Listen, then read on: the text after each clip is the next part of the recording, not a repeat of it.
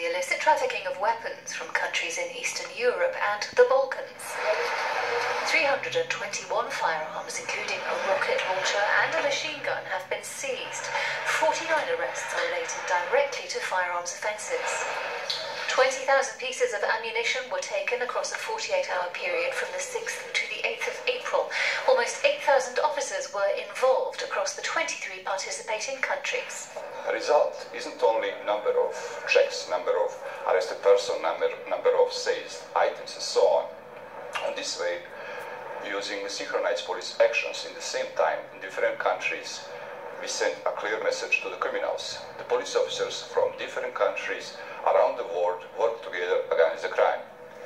Firearms databases cited at the Interpol headquarters in Lyon in France allowed information and data to be examined and exchanged.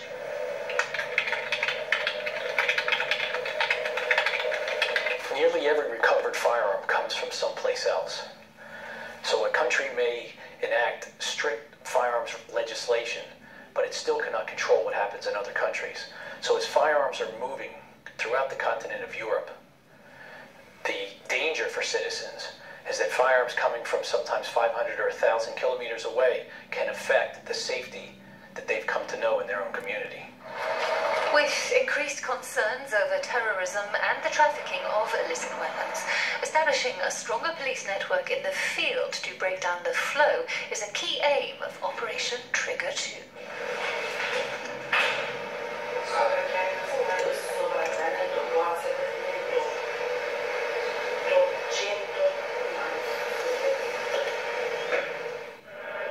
As NATO builds up its military presence in Eastern Europe, British Defense Secretary Michael Fallon went to Estonia. There he marked the deployment of 800 British troops on Russia's doorstep.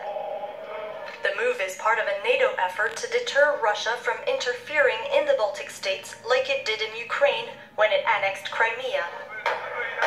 Romania also said it plans to buy Patriot missiles from the US to help protect its airspace. Just as hundreds of Romanian and US troops braved the blizzard and tested their tanks and aircraft in a display of their military forces. NATO commanders say deterrence is key. This is all about defending the alliance. It's not about being aggressive toward anyone. Russia has criticized NATO's military buildup as an aggression on its borders. Earlier this week, it reportedly deployed more than 10 of its warships in the Baltic Sea to fire missiles as part of a training exercise off the coast of Kaliningrad.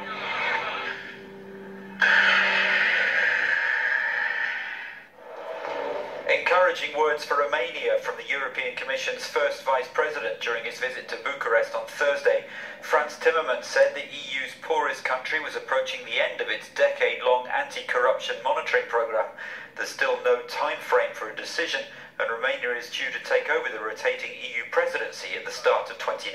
In this process we jointly did since membership, 10 years of cooperation and verification. We've achieved so much that we are now in the final stretch of a very long marathon. And my impulse is, my dedication is to finishing this marathon. Romania has received 4 positive monitoring reports from the EU in a row. The news represents a turnaround from February, when the government's attempts to pass a decree decriminalising all but the more serious corruption offences brought an estimated 500,000 people onto the streets for 6 nights. The government dropped its legislation.